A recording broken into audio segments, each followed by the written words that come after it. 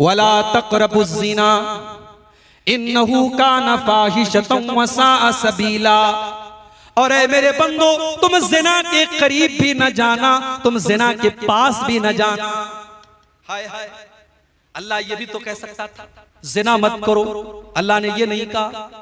अल्लाह ने कहा वला तक़रबुज़्ज़िना, ज़िना इतनी खतरनाक चीज है, उसकी बॉर्डर के करीब भी ना जाना।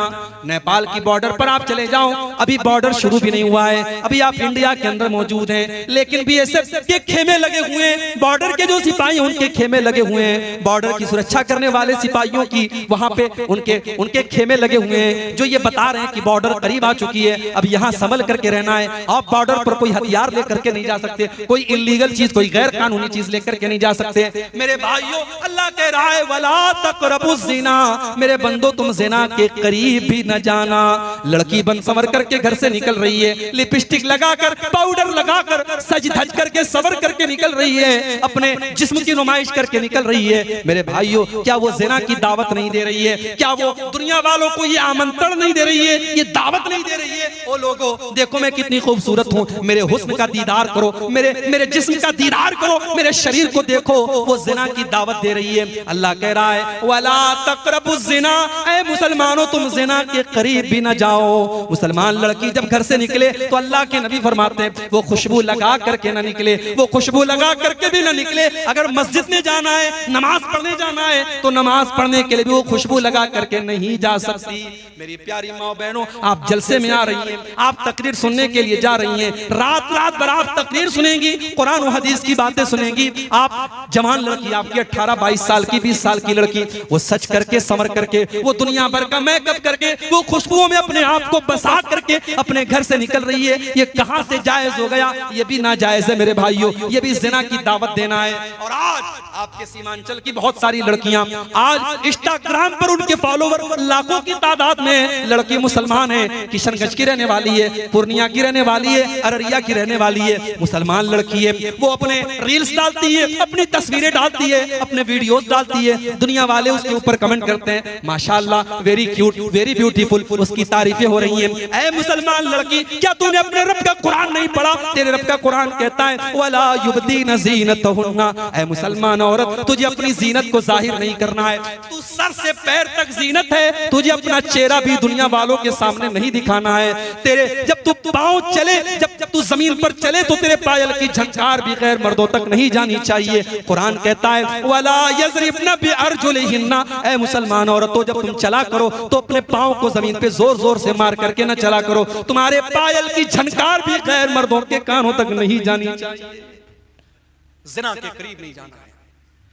घर में ज्वाइंट फैमिली सिस्टम है, देवर भी उसी घर में रहता है, भाभी भी उसी घर में रहती है। भाभी किचन में काम कर रही है, देवर जाके हंसी मजाक कर रहा है, भाभी को टच कर रहा है, भाभी को छू रहा है, भाभी से वल्गर बातें कर रहा है, भाभी को भी कोई फर्क नहीं पड़ रहा है।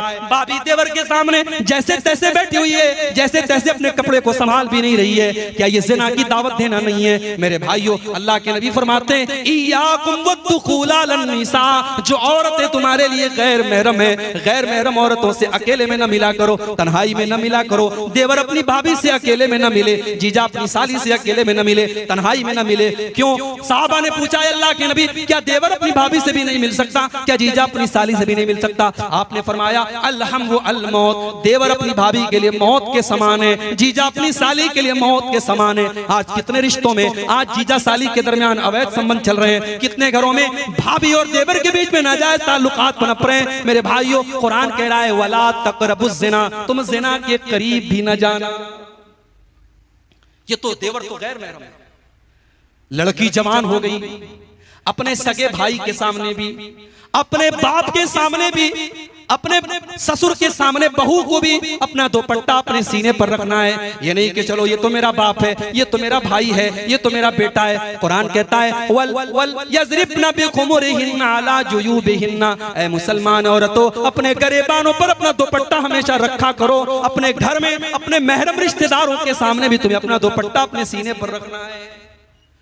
लड़की कॉलेज जा रही है, ठीक है, कॉलेज में पढ़ाने वाला टीचर मर्द है, जेंट्स है, वहां उससे टीचर से बात करना है, लड़की दुकान पे सामान लेने गई, दुकानदार जेंट्स है, मर्द है, उससे बात करना है, किसी गैर महरम से बात करने की जरूरत पड़ गई, मोबाइल पर किसी कंपनी वाले का कॉल आ गया, किसी मर्द का कॉल आ गया, बात करना है।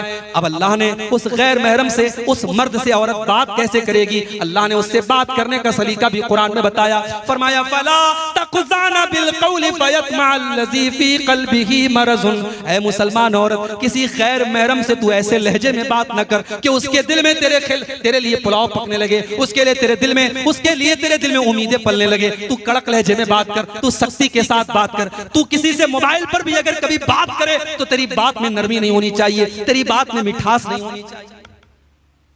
सोशल मीडिया का जमाना है, लड़कियों की आईडी है फेसबुक के ऊपर, इंस्टाग्राम के ऊपर, इंस्टाग्राम की चैटिंग में आकर के लड़का कहता है अस्सलाम वालेकुम मेरी बहन, ये कहती वालेकुम अस्सलाम मेरे भाई। कभी अपने सगे भाई से इतने प्यार से बात नहीं की थी जितने ये इंस्टाग्राम वाले भाई से बात कर रही है।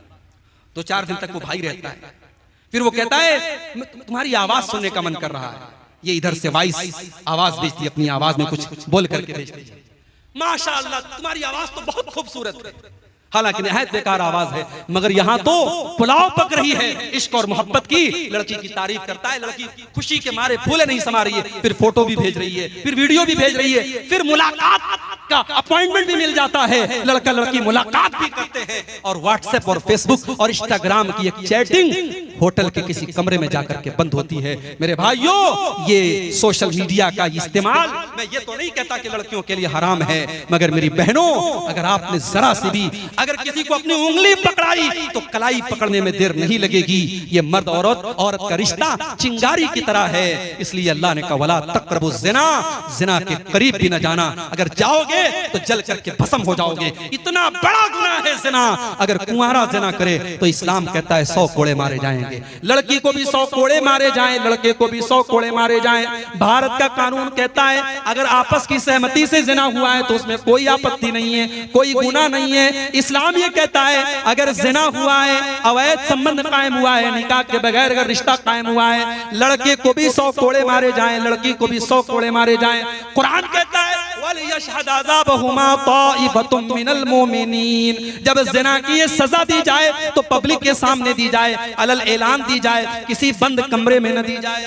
इतना बड़ा गुनाह है। और अगर जिना करने वाला शादीशुदा है, मैरिड है, विवाहित है, या वो औरत शादीशुदा है, किसी की बीवी है और उसने जिना किया है, तो इतना बड़ा गुनाह है कि अल्लाह के नबी कहते हैं पत्थरों से मार मार के रज्म कर दिया जाए, उस मर्द को खत्म कर दिया जाए, उस औरत को खत्म कर दिया जाए, उन्हें जीने का अधिकार नहीं है क्योंकि उन्होंने इतना बड़ा गुनाह किया है।